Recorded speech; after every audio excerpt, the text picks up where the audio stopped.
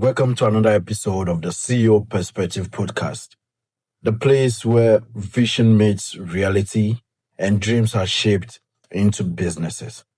I'm your host, Samuel Mogris Edegaba. And today's conversation is going to be a one that is very personal, very real, and very necessary. If you are someone that is building something from ground up, a business, a brand, or a legacy, and sometimes feel like you are burning both hand candles, struggling to make sense of cash flow, team building, and personal pressure, this episode is for you. So let's dive into what it truly takes to build without burning. We are going to be starting off by saying with our first discussion for today, which is the vision versus reality struggles. You see, every great company begins with a powerful vision, but between dreaming and doing, there is always a gap. That gap is where most people quit. It's where money becomes tight, relationship gets strained, and doubt creeps in. Let me be honest. No matter how smart or spiritual you are, you will always face seasons of frustration. Now, the mistake is not in struggling, it's in forgetting why you started and failing to plan around the reality of slow progress. The problem is not always you don't know what to do, but how to go about that simple idea that you've had or you've dreamed about into reality. Now, here is a quote to hold on to. The vision is free, but the journey will cost you everything. So this will lead us to our next conversation, which is financial pressure. That is when the money stops making sense. Let's talk about money for a while, or the lack of it. Let's say you're trying to finish one project, manage operations, pay your employees, and maybe even expand business, all on a tight or unstable income. You have sold things, sacrificed comfort, maybe even gone hungry to keep the business alive. This particular conversation for today has been one of the most difficult situation that you would encounter when building a business from ground to hub. I remember when I started Samyaoche just newly, I was caught up in the web of doing so many things with little resources.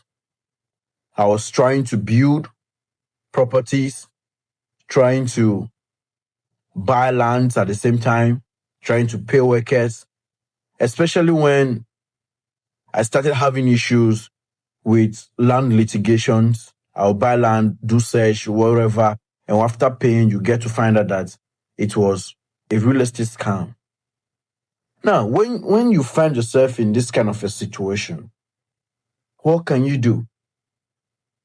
And then I ask myself, is there a smarter way out of these financial limitations? And yeah, is a rule I had to learn the hard way. You see, Every income must be split between survival, progress, and the future. And that is why I've been able to come up with the 50-30-20% financial rule. The 50% is for the active or emergency project investment. The 30% is for the essentials, bills, food, transport, uh, maybe the employees' pay, however it will be. And the 20% is for delay opportunities like the savings, future capitals. Maybe you are trying to diversify into something different. And maybe the 20% is for a steady financial savings income. But then I ask myself, what if my 50% isn't enough to move a project? What do I do?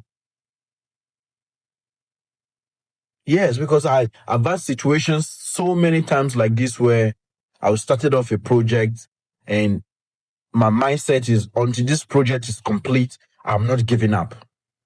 I remember when I was building a 2-bedroom, self-contained in 4 units. I started off the project. I was so confident that I was going to finish and put it on rent almost immediately when I am done. And at the end of the day, I ran out of cash and I went broke. Project not completed. I had to stay hungry for number of months. Family had to go through I have to pay dearly for my financial negligence. It's not always worth it to starve yourself in order to push it.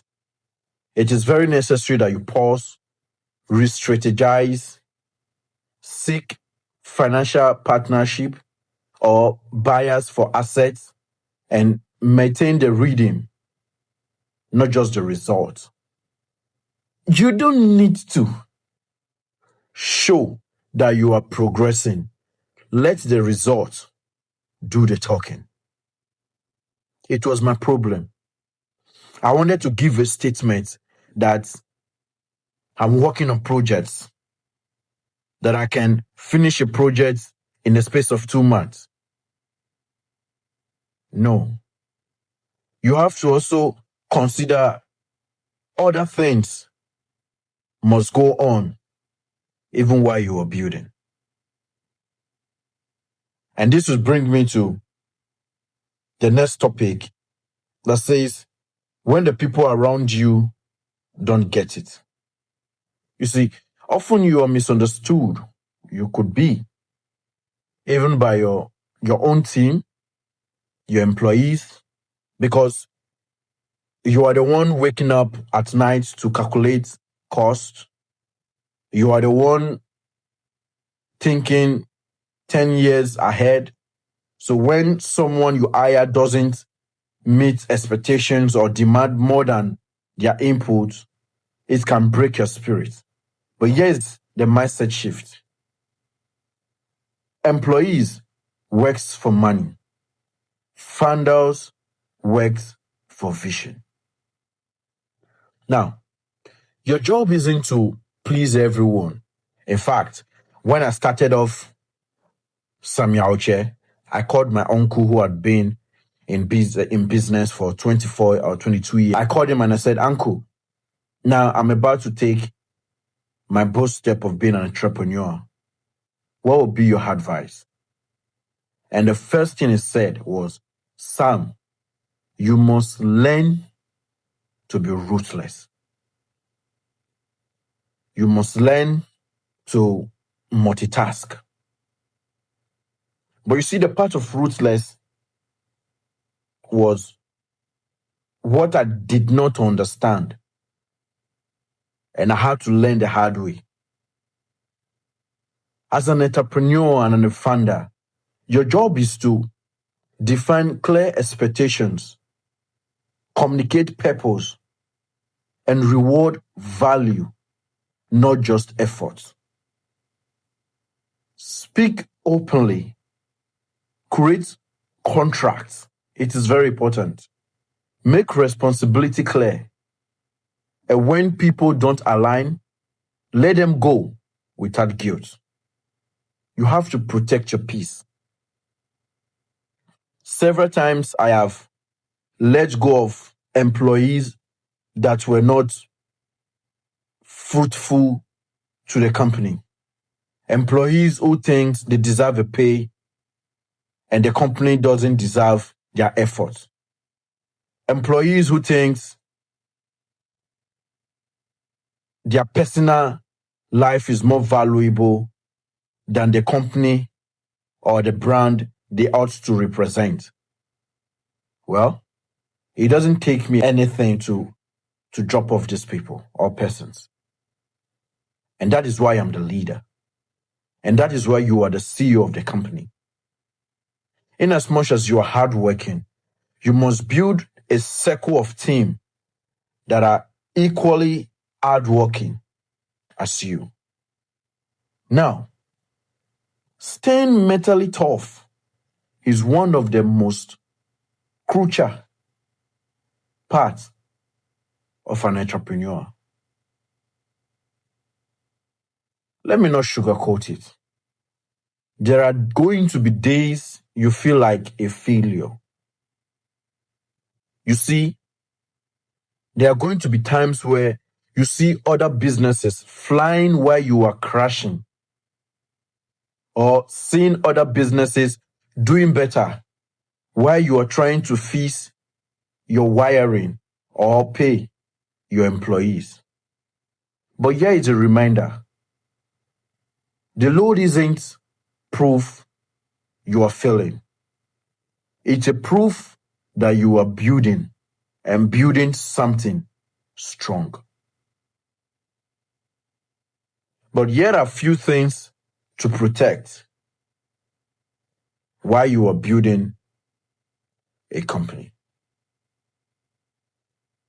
And these things are your mindset.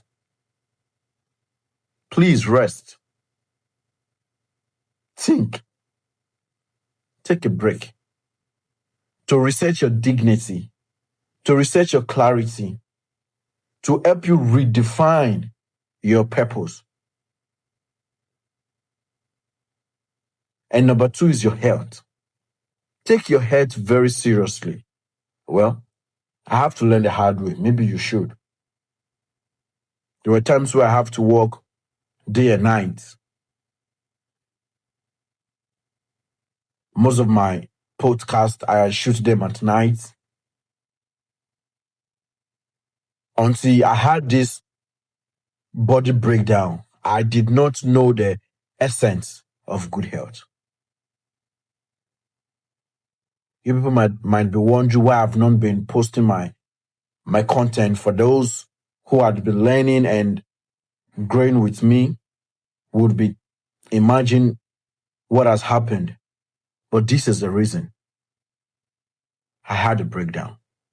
And that's because I don't take a break. You wouldn't want to be like me. Let me be honest with you. I am yet to see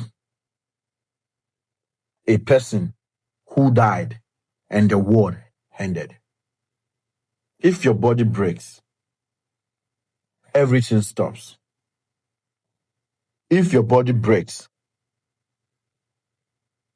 in fact, your dream dies immediately. Take your health seriously. And then set boundaries. Not every opportunity is worth it. You should learn to say no sometimes. My wife will say, it is not every occasion you should be present. There should be time where you can say no, time where you have to send delegates, time where you have to send just words of comfort. In fact, A philosopher once said in his book that if you disappear, from a society for 1 month, they will value you for 1 year. You see, mental strength is not just in hustle. It's an emotional balance. Practice gratitude. Please. Celebrate small wins. Speak with people who strengthens your mindset. Not people who would drain your dream. Not people who would drain your meta confidence. I'll tell you a little story of mine. There were times where I think last 2 years I was going to buy a property in Accra, and I sent this property to few people that I valued and respect their opinion, and they told me that I should not give it a try. I should let it be. In fact, I was convinced that I was going to fall into a trap of fraud. But at the end of the day, I had to follow my instinct. My instinct said I should go. I did, and I'm proud that I did, because I had 100% return on that investment when it was sold. So you see, your strength is in your mindset, not in what people think of you. I know you're confident, so leverage on your confidence. So this is going to be a kind of assessment from me to you today. Take your time, study on your strength. And this will bring us to our next topic: strategic leadership, not emotional management. You are not just a dreamer, you are a CEO. That means when hiring, delegating, or fundraising, you must make decisions based on structures, not sentiments. Did you hear that? Write this down. System reduce stress. Structures create consistency.